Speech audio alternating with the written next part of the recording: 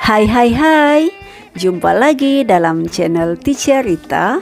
Kali ini Anda akan belajar bersama Nur Ismahani Idham yang merupakan salah seorang pelajar sains sukan tim Awesome College tingkatan 6 Kota Kinabalu.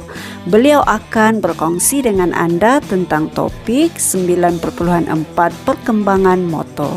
Selamat menonton.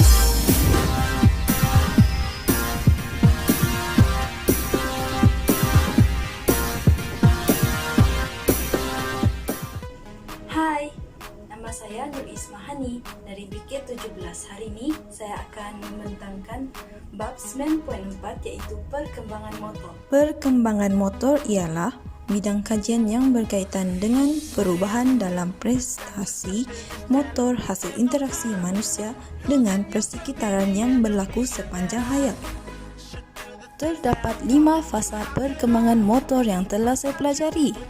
Antara fasa-fasa tersebut ialah fasa refleks, fasa rudimentari, fasa fundamental, fasa spesifik, dan fasa regresi. Saya akan menerangkan setiap fasa-fasa tersebut. Yang pertama, fasa ini berlaku apabila bayi lahir sehingga berusia 6 bulan, iaitu fasa refleks. Berlaku tindak balas involuntary terhadap rangsangan penglihatan, cahaya, pendengaran, dan sentuhan. Tindakan refleks ini berlaku kerana sistem saraf yang belum matang. Tindakan ini akan semakin hilang apabila bayi mencapai usia 6 bulan kerana sistem saraf telah matang. Tindakan refleks ini terdiri daripada 4 refleks. Yang pertama, refleks primitif. Kedua, refleks poster. Ketiga, refleks lokomotor, dan yang keempat, gerakan poster. Seterusnya, fasa rudimentari. Fasa ini berlaku kepada bayi yang berusia 6 hingga 10 bulan. Pada fasa ini, sistem saraf bayi semakin matang. Keadaan ini boleh dilihat melalui pergerakan voluntari mereka. Pergerakan bayi adalah refleks, spontan, dan beberapa gabungan voluntari. Fasa ini terbahagi kepada 2 prinsip. Prinsip yang pertama ialah cephalocaudal. Yang kedua, prinsip proximal distal. Biasanya berlaku selepas umur 2 tahun yang pertama. Cephalocaudal ialah keupayaan fleksi dan perkembangan lokomotor iaitu pergerakan tanpa sokongan. A. Kawan kepala pada usia 2 hingga 3 bulan. B. Duduk bebas pada usia 7 bulan. C. Berdiri bebas pada usia 11 bulan. Perkembangan lokomotor berlaku selari dengan perkembangan kawan poster, seperti mengguling yang berlaku pada usia 6 bulan, merangkak pada usia 7 bulan, dan berdiri tanpa sokongan di usia 9 hingga 17 bulan.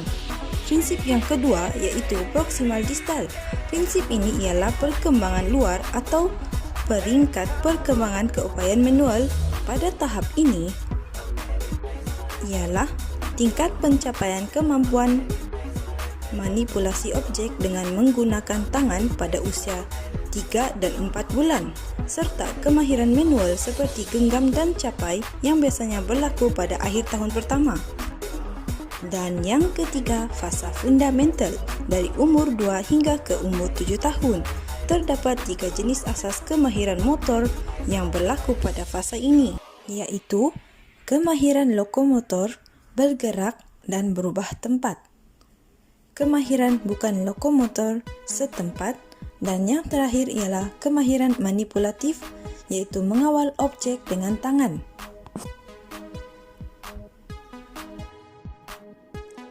Fasa yang keempat iaitu fasa spesifik 7 hingga 13 tahun. Disebut juga fasa kemahiran sukan atau sport skill dan kemahiran peringkat remaja. Pada masa ini akan berlaku pertumbuhan fizikal, struktur badan, dan kematangan fisiologi yang menyebabkan peningkatan kemahiran motor. Dan fasa yang kelima ialah fasa regresi yang berlaku pada usia 30 tahun ke atas. Fasa ini ialah peningkatan peringkat lewat dewasa dan menyebabkan banyak perubahan fizikal kerana aspek umur. Berlaku penurunan sebanyak 1% setiap tahun dari segi fungsi fisiologi dan neurologi. Sekian dan terima kasih. Segala kesilapan harap dapat dimaafkan. Saya harap video ini dapat dimanfaatkan.